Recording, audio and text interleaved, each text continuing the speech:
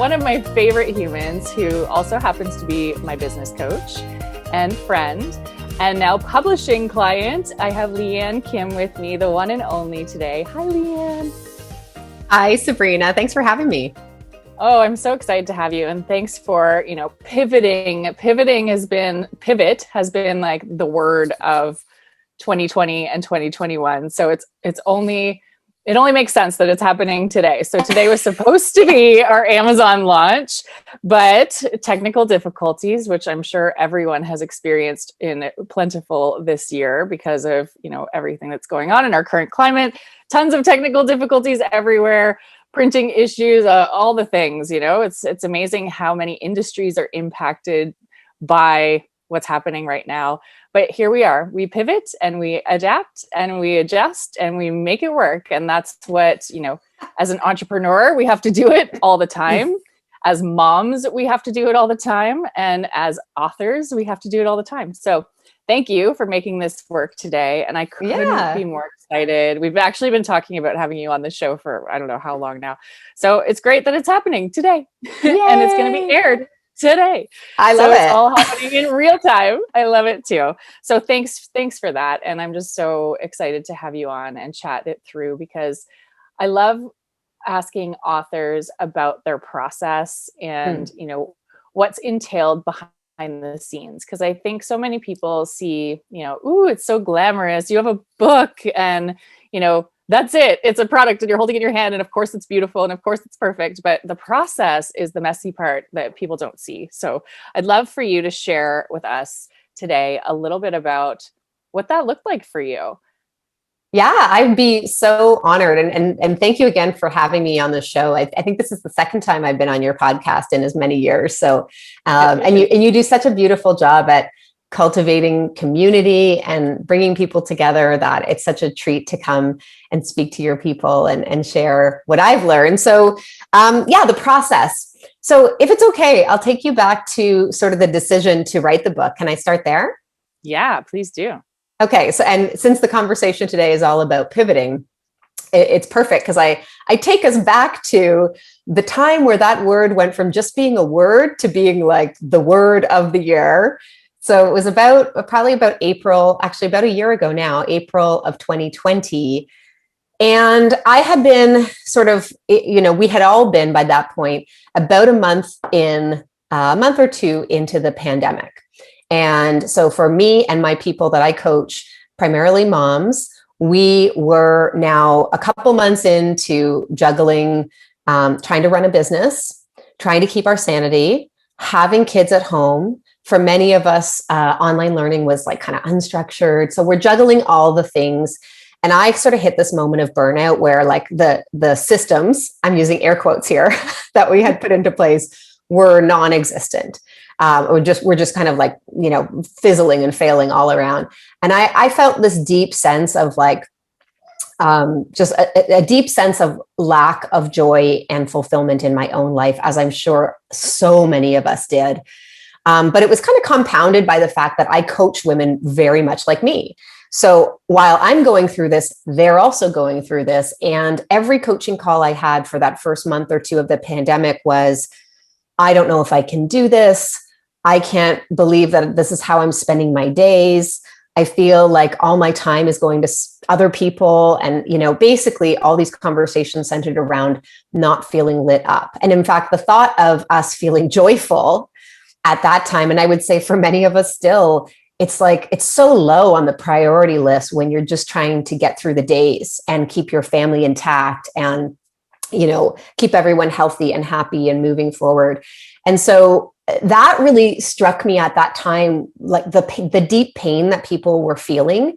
And it was compounded by the fact that many of the people that I serve had built these businesses that, were successful by certain standards, but it wasn't lighting them up. So either they had made these choices and they'd found themselves in this position where parts of the business just weren't feeling aligned. And I know that that's probably a feeling that you can resonate with as well. Or, just again, like feeling like it was about what do I have to do for my business to survive? And when we're in that survival, that fight or flight mode, it's almost impossible for us to feel any joy. And there was just a moment where I was like, that's it. That's the book I want to write. Because I had been speaking to you about writing a book. I'd been speaking to your amazing editor, Christine Stock, as well, for years about writing a book. And I'd even tried to write a book a couple of times, but I'd get a little bit into it and I'd lose my focus. And the reason was those weren't the books I was meant to write. This is the book that I was born to write, was how to help people build a joyful business. Because I think that at my core, that's what I've done. And that's what I'm great at. I'm not about building a profitable business at all costs, because most of my clients are moms. And if we're if we're doing that, I mean, we can kind of get into that, but essentially for me, if we're not having joy on a daily basis, it's probably not worth it. So yeah, that's a little bit about like how I made the decision to start writing it. Well, I mean, it is the appropriate book for you, for sure, because we talk all the time in private about, operating in your zone of genius, I always say. And, that is the place where not only your skill set lives, but your heart and your soul live. Because, we've all heard the quote, if you're doing something you love, then it doesn't feel like work. And, and that's true. But there's so many pieces that go into building a joyful business that, I think you said it best, people start their own business to have more time freedom, have more financial freedom, and they end up really just sort of drowning. So can you talk to that a little bit about, your strategies around building a joyful business and some of the most important pieces that go into that? Oh, absolutely. And the first thing I will say too, if you're watching this or listening to this and you've had moments of like, I'm not feeling joy, I must be doing something wrong. Rest assured, you're not doing anything wrong. It's totally common. And I can say this after coaching hundreds of amazing, badass female entrepreneurs. We all go through this period of like falling out of love with our business. Usually, for me, I wrote about it in the book. There was a moment that was sort of between at 6 months, actually, I kind of hit burnout. And so it's not our fault, because nobody gives us the blueprint of how to build a joyful business, at least not until this book existed. There was no blueprint. And so most of us are kind of fumbling along. We're figuring it out. And I applaud that. Like, that's what the first year or so is all about, is just figuring it out. But what I want to offer is that we do, whether we're aware of it or not, we do make these choices, right? We are making choices all along the way when it comes to what we want to create and who we want to serve and how we want to serve them. Just sometimes we're more intentional about those choices than others. And so what I find is we make these choices because decisions have to be made along the way. And then we find ourselves in a place where, oh wait, I actually don't love this business, or I'm serving these clients and they're just really not lighting me up, right? And how we know that is little things like, you're going to have a session with your client and you're like, oh, I'm not looking forward to this.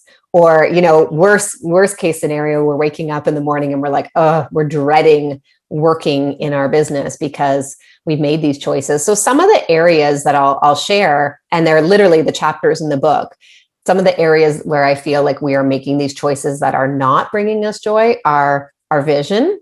So that's what we want to create, our role within that vision. So that's our zone of genius stuff for sure. And most of us are not in our zone of genius enough in our business because we're wearing all the hats. I call it you're being the doer of all the things instead of being the CEO, right? Yeah. Our customers, a lot of us are settling for less than stellar customers, right? We're thinking we have to be all things to all people, or else we're not going to have a business.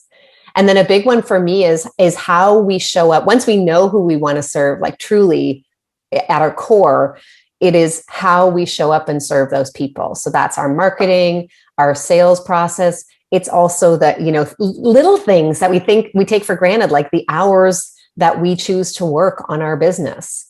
Many of my people, especially my mamas, think that that's not in their control. And I'm here to argue it kind of is in our control. Maybe not 100% of the time, and certainly not this week because we're recording this on April break.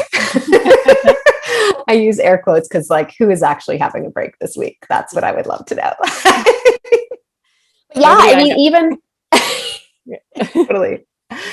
Even how, how we view the money side of our business, how we view building a team, all of those things they are the things that will dictate whether or not we're experiencing joy. And to me, I say you can keep doing what you're doing, but if you're not being intentional about all of these pillars in your business, at some point you're going to end up feeling burnt out. At some point you're going to want to quit. So I want to kind of preempt that with the book. I really want, like, if I could have it my way, every single human being who is thinking about starting a business would have this book in their hands from the minute they have the idea to start a business. But oftentimes we don't get that opportunity, and we're, 6 months or a year down the line. Even still, that's a great time to start to do this work and just start asking some of the questions that I ask in the book. Yeah. No, I mean, I'm so honored and blessed that I got my hands on it before anyone else, because as a publisher, that's what we get to do. It's definitely one of the perks of the job. But as my business coach, I've worked with you for over a year now, and I can say completely honest and transparent that this book has everything that we worked on together sort of condensed into 250 pages. And it's incredible because it really is, you said the word blueprint, it's a blueprint to building a joyful business. It truly is. So everyone who's watching this and listening to this, get your hands on this book. If you're thinking of starting a business, if you've started a business and maybe it's feeling a little bit sticky, or it's not bringing you joy, get your hands on this book, because it will make those changes for you. There's so much depth, so many great questions, so many great tips. You really do kind of give it all away, but that's okay. That's okay. There's obviously major benefits to working with you, privately or in your group coaching, or even just in Mamas & Co., which is your community and membership, because there's that accountability piece. There's that, being able to interact and bounce ideas. But this is a great place to start. This book has everything in it that you need. And I love, I always compare building a business to raising a child, because there's so many similarities, right? There isn't a blueprint. And I wish somebody could give me a blueprint of like how to raise my kids, but with a business, there is some technical stuff that goes into it. There are some tools and tips and strategies around it. Whereas parenting is just like throw spaghetti against the wall and try and figure it out. And every kid is different, and but I always compare the two because I do think there are so many similarities between building a business and raising a family, right? Totally.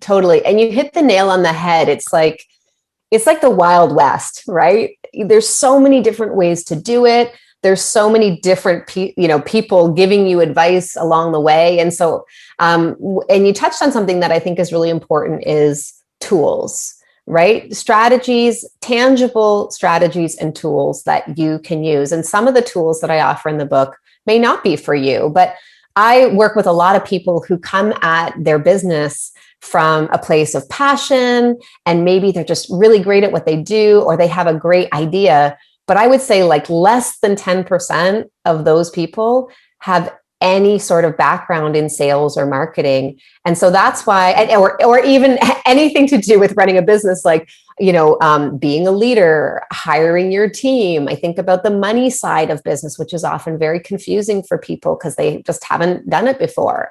And so that's why I did want to put a ton of tangible tools and strategies right in the book. It was funny. My husband said the same thing. He's like, after he read it, because he read it once early on, like probably the second or third draft. And he was like, aren't you worried that people aren't going to hire you as a coach? You really do, like, you tell them everything. And I'm like, yes, but reading it and actually doing the work are two very different things. So I do think it's a great starting point. It won't be a replacement for coaching, certainly, no. But for a lot of people, I mean, we give the strategies that nobody else is sharing. I mean, I don't know a lot of people that are literally giving you a blueprint on how to write a job description and how to hire your first virtual assistant. Like, I think those things are important. And so now what I get to do when somebody says, Lianne, can I pick your brain for like an hour? I can say, no, you can't, but you can pick up all of my best strategies all in one place for $23 plus tax and shipping. like that really was a big piece of it for me, is I just am not, I can't coach everyone. And you know this too, like you can't serve everyone in a one-on-one capacity. But yeah, I'm glad you mentioned that, because I did want to make this really, really valuable for people. Oh, and it is. And it's true, right? I mean, that certainly wouldn't bring joy if you were coaching 10,000 people all at once. It would definitely, if it, not even possible, but it would definitely be overwhelming and burn out quickly. So I love that you've just sort of condensed it all into a book. But you touched on something I think is really important there too, is action.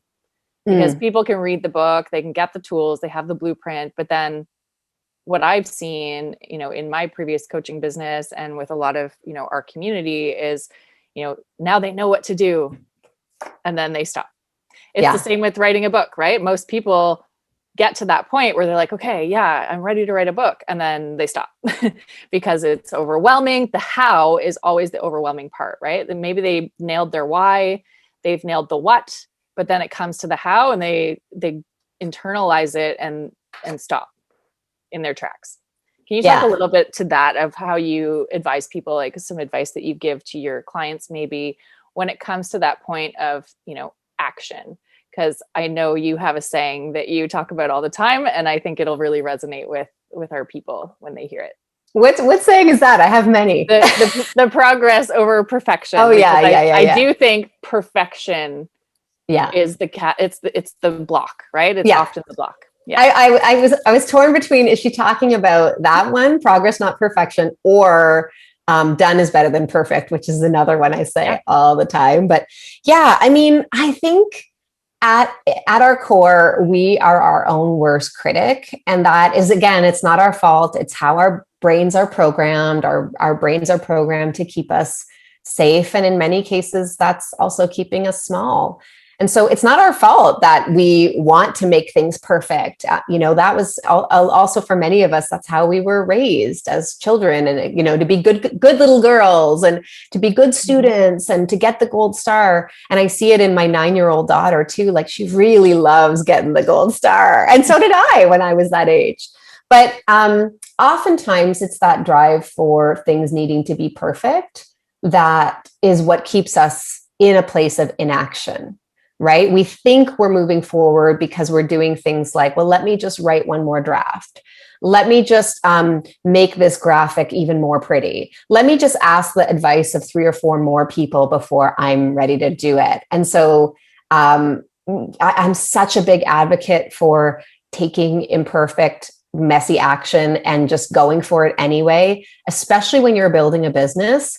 I mean, you don't know what you're doing, and you will only learn what you're doing. You'll only learn that stuff by trying stuff, by putting out offers and seeing what resonates, or by, and I talk about this in the book. I had to do a double check because I was like, did this make it in the final cut? But it did. Page 228, just in the last few pages of the book, actually, I talk about next steps. And I talk about the importance of putting what you're learning into action. Learning is great. And Sabrina, I know you're like a lifelong learner like me too. Mm-hmm. So I love learning, but the way we actually really learn is by doing, right? We learn so much better by doing. No one's going to teach you how to write a book without you got to write a book, right? No one's going to teach you how to launch a course. You will learn it so much better through actually launching a course. And so that's kind of how we, that's what I touch on in the book, is the importance of understanding, okay, now that I have this knowledge, what do I need to go and do? What area do I need to focus on? And oftentimes it's when we can let go of that perfection, that's when the true magic happens, right? In our business. That's when, and I mean, just look at what happened today. If we were like clinging to perfection, we would be like, no, let's reschedule. We'll move it back by a month. And we were like, no, let's just go ahead imperfectly and we'll get it done. Yeah.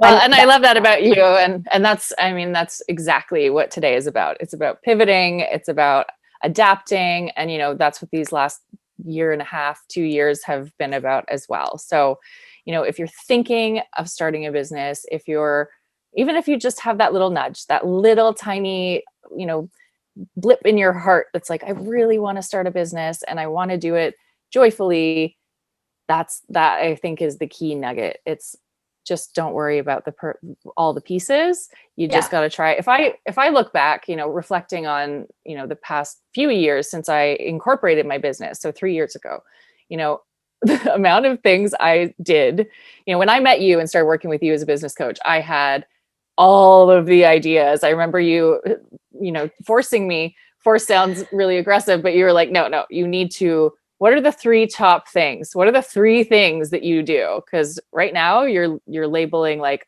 100 things and it's too much. You're going to burn out. I was like, no, but I really love this and I don't want to let go of this and I love this too. And it was mind-boggling when I actually finally recognized what those 3 things were, and then continued to go forward in that way. But yeah, you have to try to learn. You have to throw it out there and fail and fall down. And, that's part of building a business, even a joyful one. You have to fail to figure it out. Oh, I always totally. say harmony over hustle, right? I don't like the word hustle. I feel like it's overused and it has no value. The word hustle is aggressive and it's like, I'm a hustler, but it is when you're building a business that's full of hustle. It's just, you don't have to work that hard, but you do have to put yourself out there. You have to put yourself out there. You have to try. You have to be willing to fail. You have to be willing to, be seen and exposed and feel like, a naked person standing in the middle of a room, because that's what it is. It's vulnerable. That's the hard work. It shouldn't always be a grind and a hustle and, stressful. It should feel uncomfortable though. Yeah. And I think you hit the nail on the head. That's how you know you're in the right place, especially if you are in your first year or two, that you get that kind of like butterflies in your stomach every now and then because you're trying something you've never tried before. And it does feel uncomfortable, but it also feels joyful, right? You are getting some results. You are getting some positive feedback. That's how you know you're on the right track. And the more we can kind of lean into that, the more we are going to see the business that we want. Like, I don't know a lot of people who are like, I want to make $1 million and I don't care if I have any fun at all. Like most of my people are like, what they're really seeking through the business is more joy and more freedom. And yes, they do want to be paid well for it. And I think we can have all those things. And a big part of that is just believing that is possible, right? Believing that we can have a great business that pays us well, that allows us to do the things that we love. And I'm living proof that that's possible. And you are as well, Sabrina. So, let us be the example for those younger mamapreneurs coming up behind us. You can do this. And and we want to see you succeed so badly. I think that's why it's so important we have to believe that it's possible, right? We have to believe that we can have a great business that pays us well, that lights us up, that brings us joy. And as long as we're showing up and we're staying in that mindset and just keep putting one foot in front of the other, actually that does bring me to, I don't know if this is when you wanted to do the reading, but it does bring me to a part of the book that I'm particularly fond of. Yeah, please honor us with a little reading. That would be great. So, I'll tell you why Sabrina asked me to read my quote unquote favorite part of the book, and why I chose this part was the first time I read the draft. I'm probably going to get a little emotional here, so apologies if my voice cracks a little. The first time I read the book cover to cover, I hit this page and I just started to cry, and I realized that I had finally captured the essence of who I am and what I want to see more of in the world. And it also was sort of the moment like, holy shit, I wrote a book. Like, because it is from the last few pages. So not really a spoiler alert, but it's about something that is really near and dear to my heart, which is the concept of tenacity. So I'll read this page to you. I'm not a very good reader. I'll tell you that. I'm a much better off the cuff speaker than reader, but I'm going to do my best. Okay, so the title of this section is called Tenacity. When I was in elementary school, my teacher wrote a comment on my report card. She used a word that I had never seen before, a word that I will never forget: tenacious. Being unfamiliar with it, I thought it was one of those words that sounded fancy and important, but had negative connotations like precocious or incorrigible. So I asked my mom about it, and she told me that it meant stick-to-itiveness. I like that. I chose to embrace my tenacity, and I have worn it like a badge of honor ever since. Look, I'll be straight with you. I am not the smartest gal or the quickest gal. In fact, I often say I'm late to the party on most things. I'm not the savviest or most sophisticated, not by a long shot.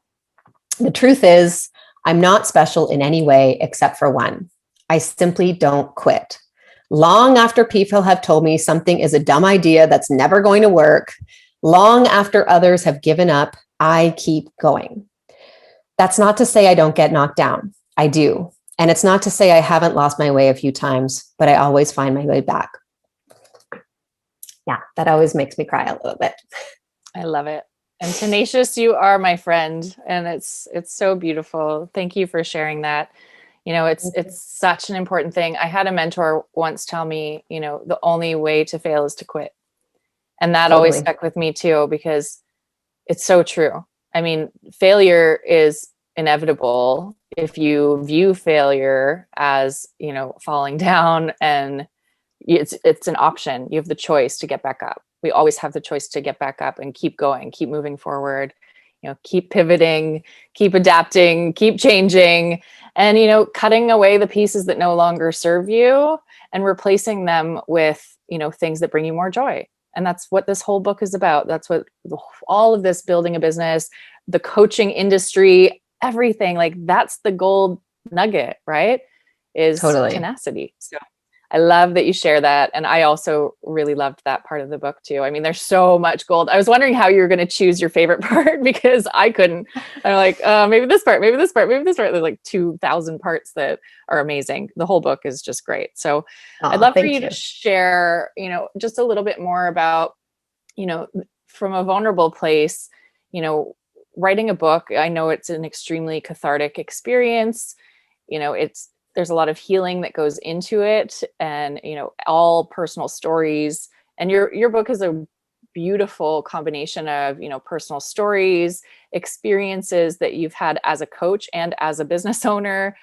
So both sides of it. And then, you know, also tangible tools and tips. But from the vulnerable side of it, you know, sharing your story, sharing your journey, what was that experience like for you? Yeah. So, I mean, I had major imposter syndrome writing this book. And I mean, we all get that from time to time, but at the time I started writing this book, I had done a lot of things in my business. So it's not a feeling that I feel a ton of, you know, most days. But having never written a book before, some of the thoughts that kept coming up for me throughout the process of writing was, there's so many business books out there already. How is this book going to be different? How am I even an authority on some of this stuff? You know, some of the stuff that I talk about, I'm like, you know, there's so many people that have done this for 15 or 20 or, you know, 50 years. There's some, and you are like me, like I am a binge reader. I am a business book junkie, especially. So I was comparing me to some of, you know, the greatest writers. I'm looking over here at my bookshelf, Simon Sinek and Donald Miller, and, you know, some of the greatest books that I've ever some of the greatest books that I've ever read. I'm thinking about those while I was writing my book, and I did want my book to be great. So I found that on those days, you know, there were moments where that was coming up a lot. And I think too, what's going to happen is your writing process, it's going to look different for everyone. So for me, what helped was starting early in the day, and which is usually my freshest time of day. So I would have to, as the book talks about, block off time. And then I would have to talk to my family about why that was important to me. And then I would have to sit down and just write. And I think for me, the reason why we got the book done on time, there's a couple things. So the first thing was I had made a commitment to get the book on time, and I'll come back to that in a second. But the second thing was I didn't censor myself as I was writing it. I think a lot of people try to edit while they're writing. And so for me, I was like, if I do that, this thing is never going to get done. So I just sat at the computer, and I actually originally thought that I would record it as a voice memo because I'm such a better speaker. But the truth is that was not going to work for me for writing a book. I needed to sit down, and the more I did it, the faster the words would come. And I knew they weren't the right words. I knew it was awkward and messy, and, it wasn't going to be a perfect book, but I knew it just had to get written. I'm also a terrible speller. So I knew the spelling and the grammar were going to be disgusting. And I was like, I'm going to be okay with it. So that was a big piece of it. The second piece is the commitment that I made. So I was coaching a summer 90-day program, and they all had these, I call them the desired end results, right? Your 90-day goal, where you want to be at the end of the 90 days. They all had committed to these desired end results, but unbeknownst to them, I had committed to you, Sabrina. I had said, this book is going to be done by Labor Day. I'm going to have a first draft ready, because that was the only way that we could publish on time and publish in the spring of 2021. So, and I also, fall is a very busy time for me. It's probably the busiest of the whole year. So I knew if I didn't get it done by Labor Day, it just wasn't going to get done. So I would say, advice I would have is, you are going to feel imposter syndrome. Move through it anyway, because your book will be different. It will be something unique and special that the world needs. Make a commitment to just getting it done. Like, make a commitment to writing that first draft, and pick a date on the calendar. You're going to submit that first draft to whomever that might be, even if it's just your business buddy who's going to read it. But pick a date and work towards it. And then piece of advice number 3, accountability. Whether it's working with someone like Sabrina in one of her programs, or even just working with a business coach, or just again, like an accountability buddy. That accountability piece is huge. And I know if I didn't have you waiting to read that book on Labor Day, it'd probably still be being written by now. It would still be, in the works. But because I knew you were waiting for it, and you were cheering me on and holding me accountable, that really helped me push past a lot of that imposter syndrome and just get it done. Yeah. I love that. And I think it's relevant to building a business too, right? Make those goals. You don't like the word goal, right? What do you use? Desired end result. That's right. Yeah. The desired end result, and then commit to it, and, make those little things happen. And I always, tell people that if you're looking up the mountain to the very top peak, constantly going, oh my gosh, how am I ever going to get there? You might not. Right? Because it feels impossible. But if you take it one step at a time, one little piece of that business building at a time, or book writing, or whatever you're applying this to, make that a celebration at every stage, right? Then it is more joyful. And, that's what this is all about. Celebrate the little wins, right? All the wins, big and small, just constantly celebrate. And that's why I created we have the YGT Mama Media Pod, and it's all for celebration. And, tomorrow we're going to be, now it's tomorrow, not today. Tomorrow we're going to be launching your book on Amazon. It's going to be live, and we're going to make this baby a bestseller. So anyone who's listening to this podcast episode today, go look at the link. It'll be in the show notes, and go join the celebration pod so that we can celebrate Lianne as she becomes a best-selling author, which is such a huge compliment for our authors, to not just get the book done and become a published author, but then a best-selling author. It's just such a powerful experience, and such a need to celebrate. So anyone who's listening to this, wherever you're consuming this content, go find our celebration pod on Facebook and join the party, because it is going to be a party. Yes. Giveaways, and including some tickets for your boot camp that's coming up, your business boot camp, which is an incredible event with amazing speakers and, tons more tangible tips and tricks. So if you're hearing this and, you are thinking of building a business, take this as the sign that it's time to go build your business. Get Lianne's book on Amazon tomorrow, and then go to business boot camp. Yes, and you'll absolutely. have everything you need. Then you'll have everything you need to start your business and do it joyfully. So Lianne, thank you so much for being here today, and, for your tenacity and your ability to pivot, and just for everything that, it's been such a pleasure working with you and publishing this incredible book. And it's just been such an honor to, work with you as my coach and be in the Mamas and Co community. There's just so much goodness that you're putting out into the world. So thank you for being you and for everything you do. Thank you so much, honestly, and back at you. I'm so grateful for everything you do and how you serve your people, but also how you are helping authors get their book babies out into the world, and for all of your support during this process. I could not have done it without you and the YGT Mama Media team. So grateful for you all.